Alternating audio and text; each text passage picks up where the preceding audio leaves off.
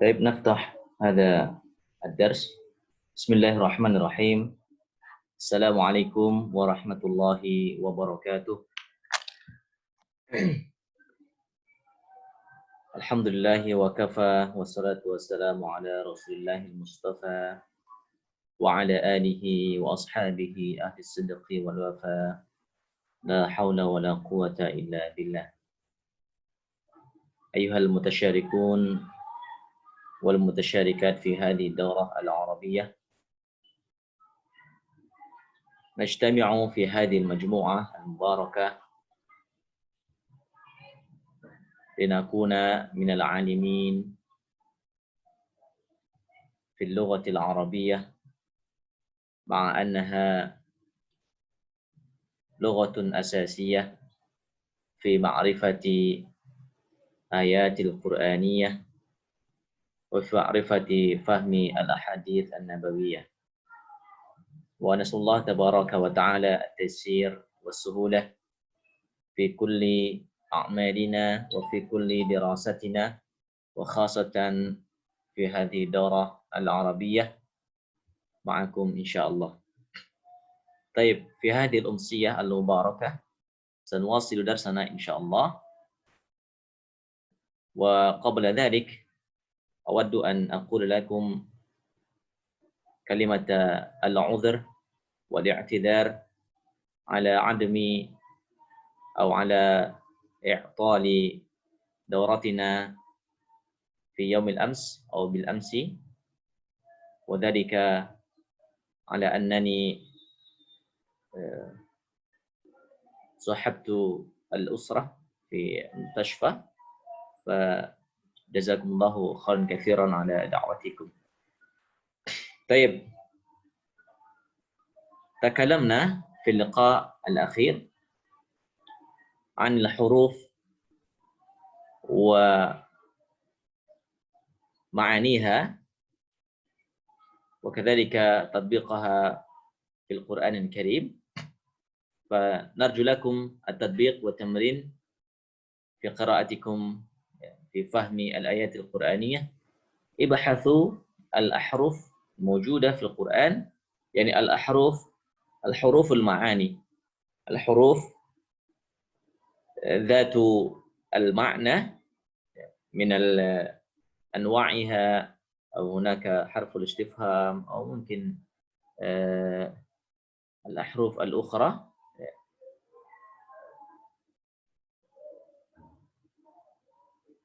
وجزاكم الله خيرا كثيرا. طيب، الآن سنأخذ درسا جديدا من أنواع الكلمة. هذا النوع الثاني بعد أن تكلمنا عن النوع الأول منها وهو الحرف، والنوع الثاني هو الاسم. الاسم تكلمنا عن تعريفه على أن الاسم هو ما دل على معنى في ذاته غير مقترن بالزمان، أن هذا الاسم ينفرد من الآخر، أو أن له اسم، أن له معنى في ذات هذا الاسم. مثلا نقول محمد، فمحمد له معنى في ذاته يعني فرده أو نفسه هو الإنسان. أو مثلا نقول كتاب، فكتاب له معنى في ذات الكتاب الذي نقرأه وممكن نلاحظه ونطلعه، وهو يعني له الاسم المنفرد، ولكن هذه الأسماء غير مقترنة بالزمان، أي لا يتعلق بالوقت الأمسي أو الآن أو للمستقبل. هذا هو الاسم. اسم للإنسان، اسم للحيوان، أو اسم الجامد، مكتب، مدرسة، سيارة، هذه لها الأسماء لنفسها. طيب، والآن سنتكلم عن نوع هذا الاسم. ما هو؟ al-ismu bin nazri ila bayanil ma'na. Al-ism ila atau bin nazri ila bayanil ma'na atau umumul ma'na. Kita coba lihat ya pembagian daripada isim dari segi kejelasan maknanya. Kejelasan di sini adalah apakah makna itu bersifat umum atau bersifat khusus. Al-ismu bin nazri ila bayanil ma'na atau ila ta'mimihi yanqasimu ila qismain. Al-qismu al-awwal nakirah, ism nakirah. والثاني اسم المعرفة. المعرفة اسم نكرة والمعرفة. نكرة بمعنى غير معروف، غير معروف، والمعرفة يعني معروف، الأسماء معروف بذاته. إذا نكرة يعني المعنى لها خاص، المعنى لها عموم، المعنى لها العموم، يعني هذه الاسم الأسماء النكرة لها معنى عام، معنى عام.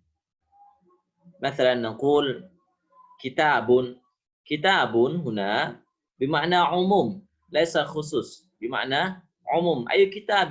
ممكن لا نعرف ما لون هذا الكتاب، ما حجمه، أو أي كتاب هذا لا نعرفه.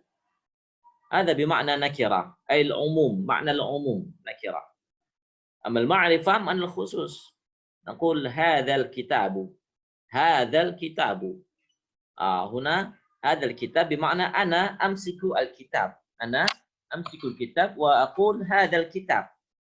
مثلا أمسك كتاب فقه فأقول هذا الكتاب، هذا الكتاب أي بمعنى هذا كتاب الفقه، ولا يمكن يراد به معنى آخر، يقصد بمعنى كتاب ماذا الرياضيات أو كتاب جغرافيا، لا، لأنني أمسك كتاب الفقه فأقول هذا الكتاب، هذا الكتاب. كفيت بهذا، لماذا أو بهذا الكلام؟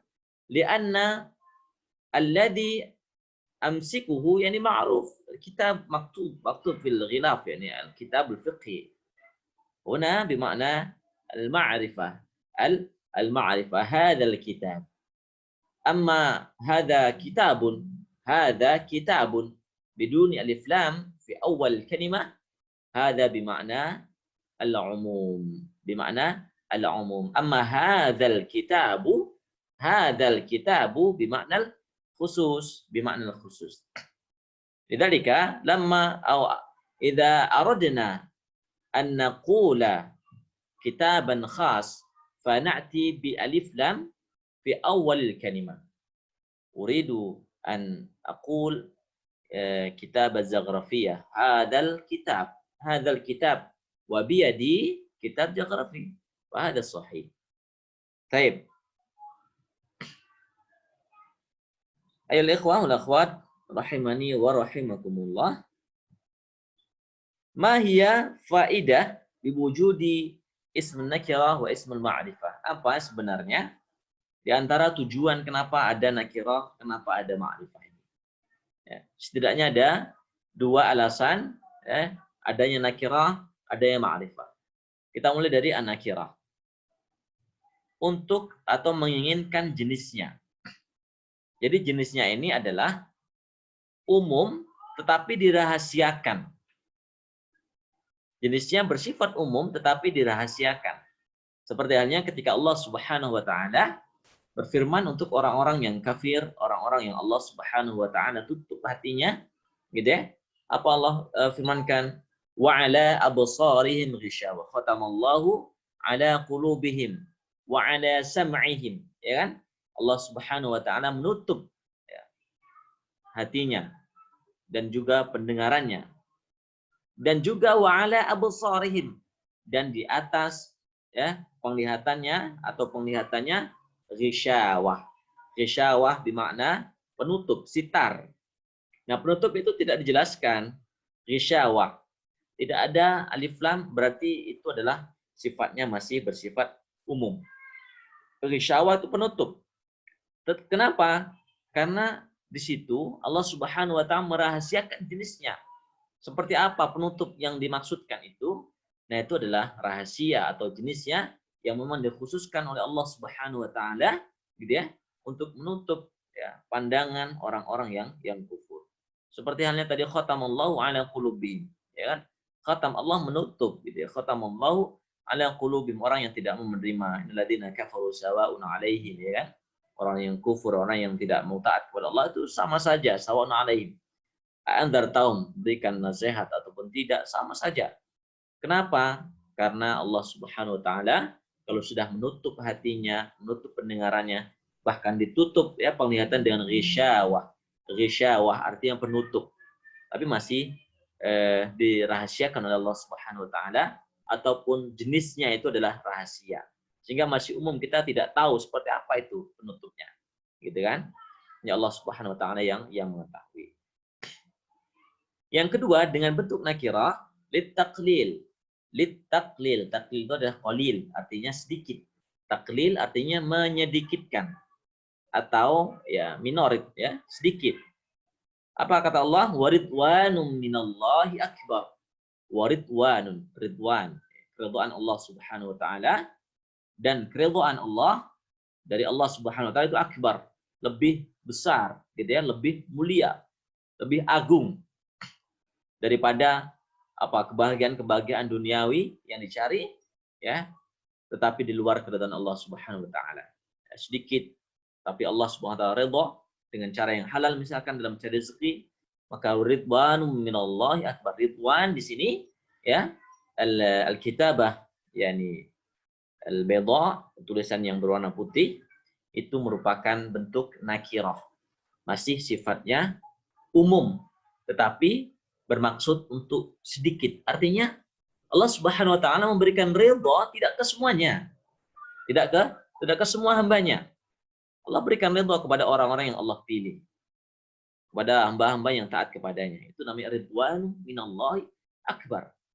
Dan ridwan itu kan masih umum, ya, minallahi akbar. Itu sedikit gitu ya. Artinya Allah khususkan, bukan khususkan, artinya Allah berikan gitu ya. Walaupun sifatnya umum tetapi sedikit orang-orang yang Allah pilih untuk mendapatkan ridwannya. Nah, itu diantara bentuk nakirah. Ya. Nakirah itu diantara fungsinya. Nanti apa tandanya? Tandanya nakirah itu adalah akhir katanya itu bertanwin. Akhir kata bertanwin.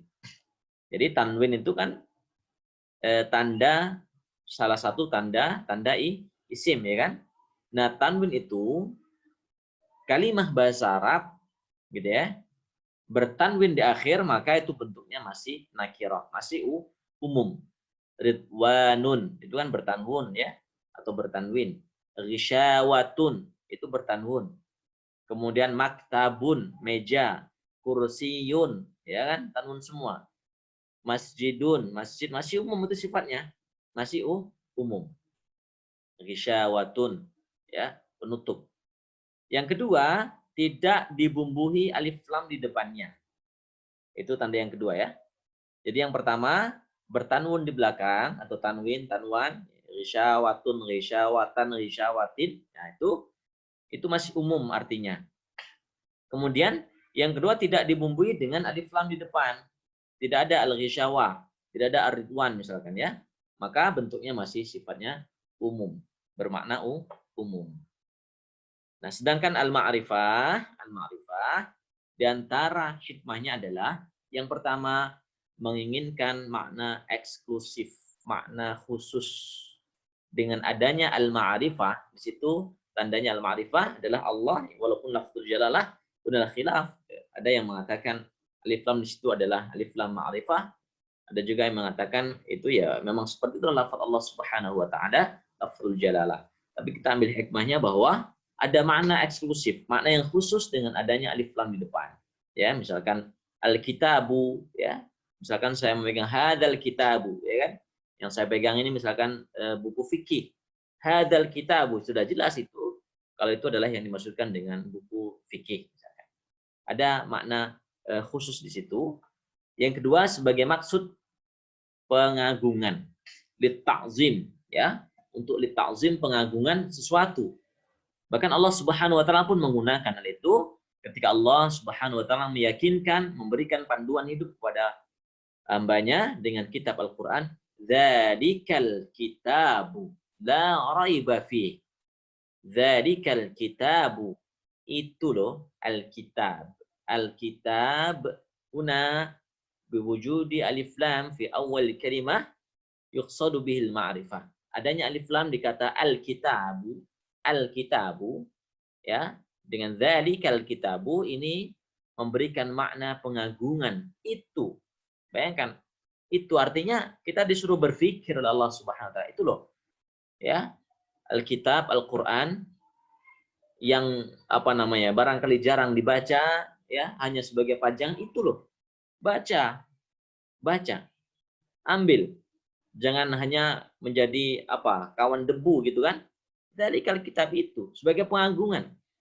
Kalau Alkitab saja itu kan masih ini ya, tapi Allah SWT tambahkan dzalika di situ menunjukkan bahwa Allah Subhanahu wa taala memberikan keagungan kepada Alkitab itu agar selalu didekati oleh sahabatnya, oleh manusia gitu ya. Dzalika itu kan bermakna jauh ya kan. Dzalika itu lil ba'id gitu ya. Ismul isyarah lil ba'id, untuk jauh kan. Nah, seakan-akan Allah Subhanahu wa taala mengagungkan kitab ini agar kemudian didekati oleh para hambanya. Dekatin Al-Qur'an. Dzalikal kitabu